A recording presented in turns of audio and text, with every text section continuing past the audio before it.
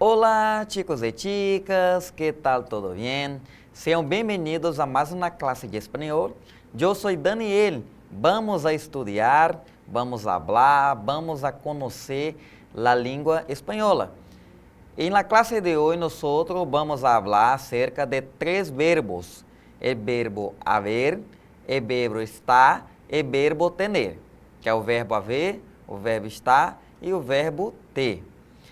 Então, pessoal, fique de olho nesse conteúdo, ele é muito importante, principalmente quando você vai usá-los, né, na forma impessoal, pessoal, porque, por exemplo, o verbo haver, ele tem uma singularidade de ser um verbo impessoal, ou seja, ele não se flexiona, ele não possui gênero e nem número. Vamos lá, slide na tela. Aí o nosso tema da nossa aula, o verbo haver, estar e tener, né, que por sinal são verbos irregulares, né, então possuem formas específicas de conjugação.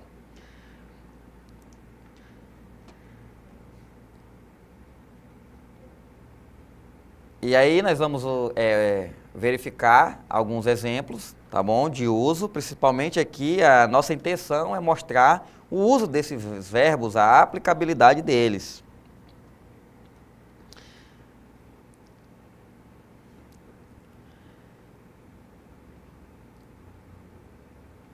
Aí observemos o exemplo, né? Com o uso do verbo haver.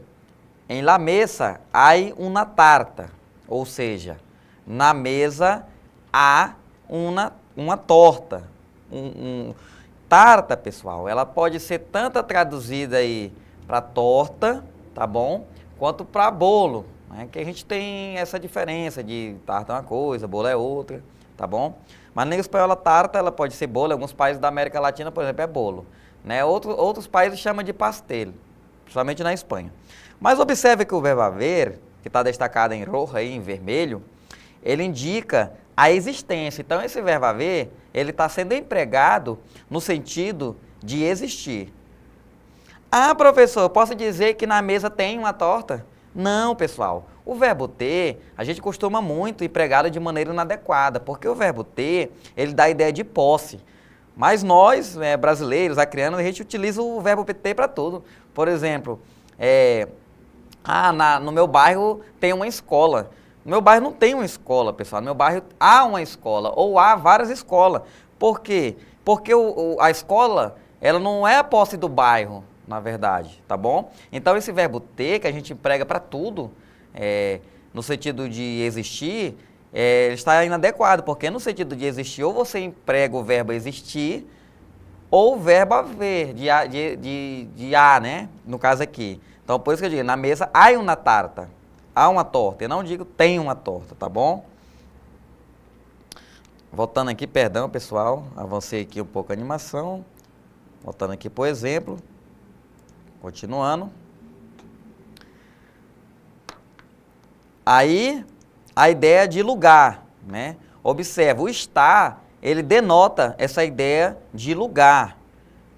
Exemplo, la tarta está em la mesa, ou seja, a localização, o lugar onde ela está. Então, a torta, ou o bolo, como assim queira chamar, está na mesa, está sobre a mesa, no caso do nosso português. E o verbo tener, nesse caso aqui, ficaria, aí sim a ideia de posse, observe. Eu tenho uma tarta em la mesa. Ou seja, de quem é a tarta? É minha, é de Joe. Então, aí sim dá a ideia de posse, a torta é de alguém. De quem? De Joe.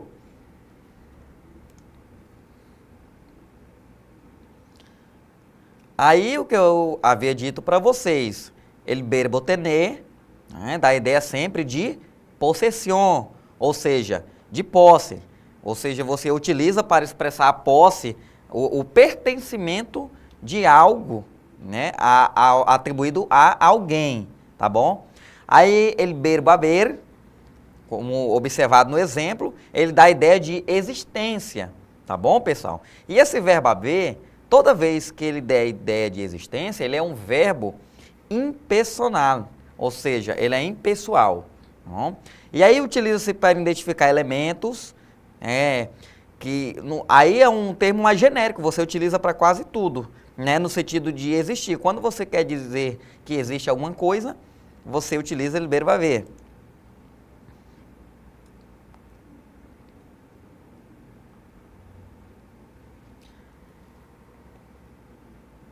E aí, o verbo estar, né? E aí o verbo estar indica a ideia de localização, da ideia de lugar. E aí a conjugação do verbo tener, en el presente de indicativo, né?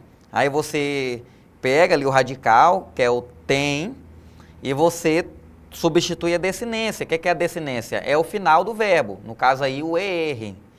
Então você substituindo aí a desinência, que é o er, aí nós temos a primeira pessoa de eu tenho, na segunda pessoa tu tienes, e na terceira pessoa do singular, ele tiene. Aí na primeira pessoa do plural, nosotros tenemos, segunda pessoa do plural, vosotros tenéis, e na terceira pessoa do plural, ellos ou ellas ou ustedes tienen. Tá bom? Aí temos aí a conjugação também, vai aparecer na telinha, do verbo haver, que é o verbo haver, né, no presente do indicativo. Então, eu já havia falado para vocês, ele é um verbo impersonal, ou seja, não cambia, não muda. O verbo haver, você não vai conjugar, como nós vemos aqui no caso do verbo tener. Por quê? Porque é impessoal, ou seja, ele não tem gênero, não tem número. Então, vai ser sempre empregado aí na forma que ele está, ou seja, no presente do indicativo. Hay una tarta, hay dos tartas, observe, ó, tanto faz eu dizer como uma, que é singular, ou dos, que é plural, ambas vão levar o verbo haver no presente do indicativo da sua forma impessoal. Hay una, hay dos, hay três. E aí temos aí por último o verbo estar, né? O verbo estar no presente indicativo, eu estou, aí conjuga da mesma maneira que a outra, tá bom? E eu estou, tu está, ele está, como feito lá com o verbo, no caso, no verbo tener, né? Aí temos a diferença aqui clara entre o verbo tener e o verbo haver. Como eu disse para vocês, no português a gente utiliza muito o verbo ter no sentido de existir, o que está errado, né? Como eu citei para vocês no exemplo, na mesa tem uma torta, está errado, porque a torta não é da mesa, né? Então, nesse caso aí, na mesa há uma torta, existe, no sentido de existir, o verbo empregado da forma correta é o verbo haver, tanto faz, seja no português ou no espanhol, tá bom? Então, o verbo tener é uma forma personal que expressa propriedade, posse, né? E já, aí o exemplo, né? Tenho um sillón muito incômodo em minha casa. Ou seja, eu tenho uma ideia de posse. Um sillón é um sofá, uma poltrona, né? E aí esse sillón, de quem é esse sillón? É meu. Então, aí sim eu posso utilizar que o sillón... Eu tenho um sillón, porque eu estou me referindo que o sofá é meu, muito incômodo em minha casa. Ah, professor, eu poderia usar o verbo haver? Poderia, porque nesse caso aqui, ó, se eu dissesse há um sillón muito incômodo em minha casa, estaria sendo mais genérica. Eu poderia, nesse caso, eu não estaria indicando propriedade ou posse dele. Quando eu digo que há um sillón muito incômodo em minha casa, eu estou dizendo que existe um sofá, não estou dizendo de quem é esse sofá. Pode ser meu, pode ser da minha esposa, pode ser dos meus filhos, da minha sogra, não interessa. O verbo haver ele é mais genérico, ou seja, eu estou dizendo que existe o sofá lá na minha casa.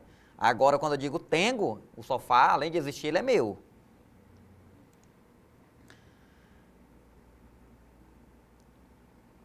E o verbo haver é uma forma impersonal, ou seja, nunca expressa aí propriedade, né? Nunca expressa propriedade, ele indica o quê? Uma existência. Como eu acabei de citar, aí no sillón muito incômodo em minha casa, ou seja, há um sofá muito cômodo na minha casa e eu não estou dizendo de quem é. Aí, continuando,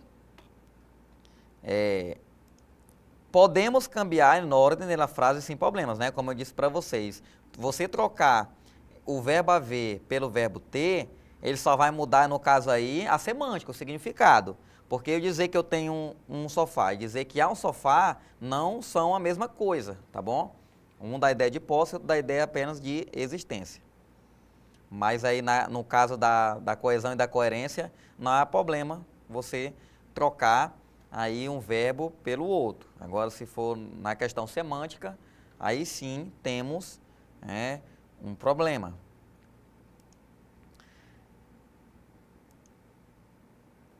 E aí também podemos cambiar o sujeito, observe, você pode trocar o sujeito, ela tiene un sillón, ou seja, tanto faz ele tiene ou ela tiene. Observe que o verbo tener, ele não vai flexionar em gênero, se é masculino ou feminino, tá bom? Ele só vai flexionar em número. Então, ele tiene ou ela tiene é a mesma coisa, o sujeito é ele. Se eu trocasse por um nome masculino, exemplo aí, Daniel tiene, poderia ser Maria, Maria tiene, ou seja, eu posso trocar aí tranquilamente o sujeito da frase que vai manter a mesma coesão e coerência. Já o verbo impessoal, o verbo haver, é impersonal, ou seja, não existe sujeito. Costuma-se dizer que é uma oração sem sujeito.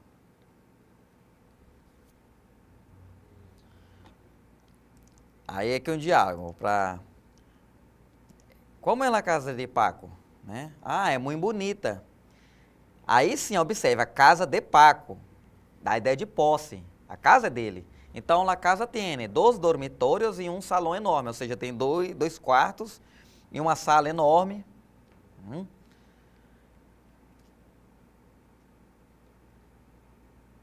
E que há aí nesse salão? Ou seja, o que existe nessa sala? Dando ideia de existência. Aí a descrição, ó. Aí eu já não digo tiene, porque eu estou me referindo a um sentido amplo de existir, não estou dando a posse para Paco.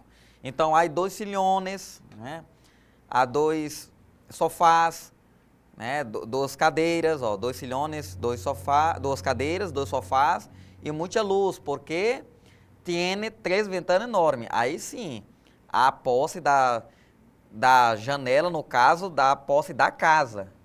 O que há na casa? É isso, isso e isso. Mas essa casa tem 3 janelas enormes, porque eu estou sendo mais específico. A ideia de posse, no caso ali, o sujeito casa. Então, tem 3 janelas enormes.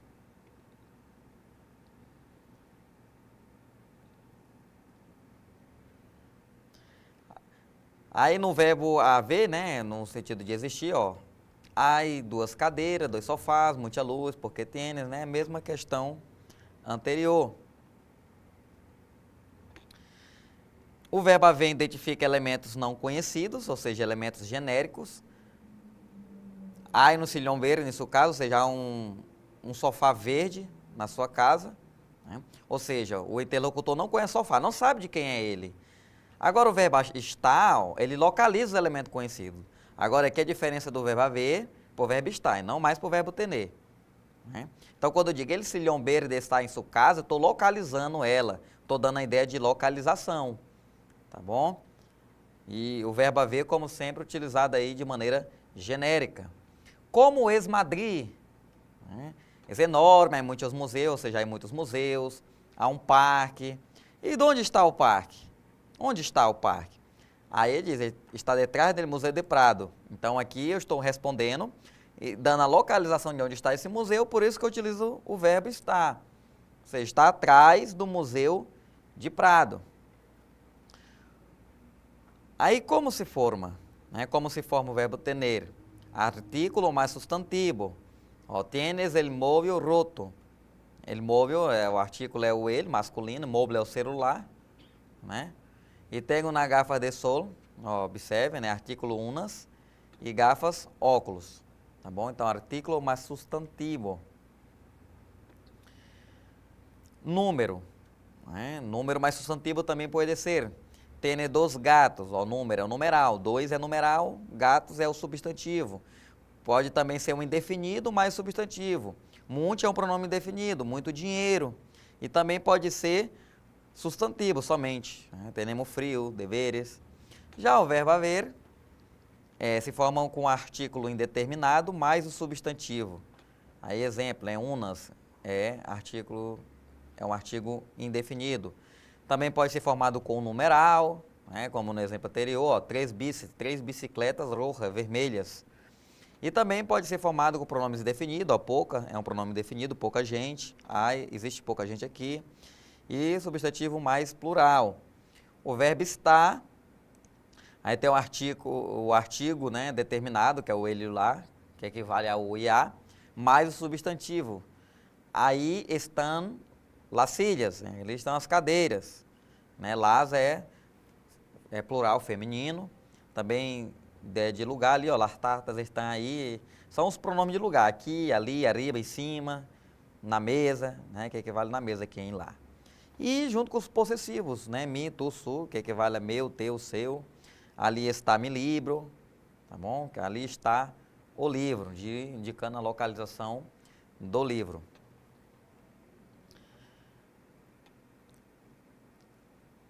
É que uma brincadeirinha para vocês praticarem, mas aí, ó, por exemplo, né? El hombre o quê? El hombre hay un plato en la mano, el hombre tiene un plato en la mano, el hombre está un plato en la mano, né? Aí é que, claro, né, você completaria aí com tiene, porque dá ideia de posse. Aí el gato está, el gato hay, el gato tiene. Aí, onde é que ele está? A localização aqui, né, do gato, ó, observe na imagem.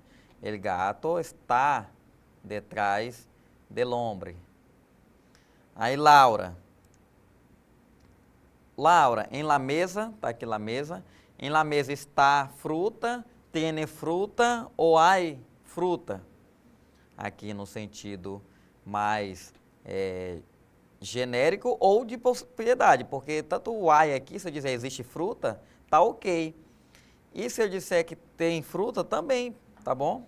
Os dois aqui caberiam facilmente dentro dessa resposta.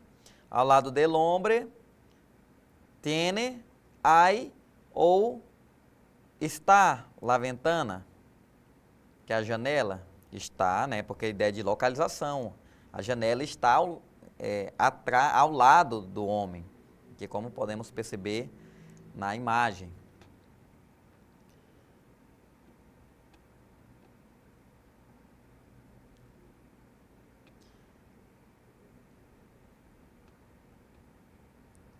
Aí aqui, ó, em la nevera, né? Nevera é a geladeira, tá, pessoal? Pode ser também chamada de nevera ou refrigeradora, também pode ser chamada, tá bom? Em la nevera não tiene nada, não há nada de comida, não tem nada de comida, não está nada de comida, pessoal. O que é que vocês acham? Não há, não existe, tá bom? O verbo aí mais adequado para essa situação. El hombre hay mucho trabajo, el hombre está mucho trabajo, el hombre tiene mucho trabajo. O que vocês acham? El hombre tiene, né, pessoal? A ideia de posse aí, o trabalho é do homem. Yo tengo, yo hay, ou yo, né, no caso de eu tenho dos peras, ideia de posse, duas peras na mesa. Donde está, donde hay el gato? Aí donde está, porque eu estou me referindo a um gato específico, né, pessoal? Aí eu me referindo aqui a um gato específico. E aqui, el pastel está en horno também, né? E aí, resumindo as formas, tá bom? Agora vamos fazer essa atividadezinha também de completar a atividade na tela. Essa aqui é a nossa atividade oficial, que ela é só para vocês treinarem, tá bom? E aí tem Maria. Aí eu completo com o quê, pessoal? Observemos aqui que é o verbo tener, nele presente, tá bom? Completar com o verbo tener. Aqui tá fácil, né, professor? Tá, porque eu não vou ter que saber, diferenciar se é tener, se é estar ou se é haver. É só aplicar o verbo aí na forma adequada. Então, Maria, tu, eu só tenho que me atentar aqui às pessoas, né, do discurso. Ó. Tu é a segunda pessoa do singular. Então, o verbo conjugado fica como? Tienes. Aqui fica tienes, tá bom? Maria, tu tienes tempo para trabalhar nesse projeto? Você tem tempo para trabalhar nesse projeto? Claro, Pedro, eu tenho. Eu tenho, primeira pessoa do singular do verbo tener. Eu tenho. Claro, Pedro, eu tenho que ir ao supermercado a las 2, llama-me a las 13:30, né? Aí pergunta, tu, ó, segunda pessoa, tu tienes mi número? Você tem meu telefone? Sim, lo tenho. Então aqui é tenho. Lo tenho. Lo tenho, Carlos. Não puedo ir. Ah, parece que ele, né, que tem fiebre, ou seja, não pode ir, parece que ele tem febre. Então, ele está na terceira pessoa, ó, do singular. Então, eu coloco tiene, não tienes, como foi colocado lá em cima, porque tu é uma pessoa do discurso, tá bom, pessoal? E aqui é ele. Tiene fiebre. Aqui faltou um acentozinho do tu, né? Aqui só para corrigir. Maria responde, já veio, já vejo, espero que se recupere.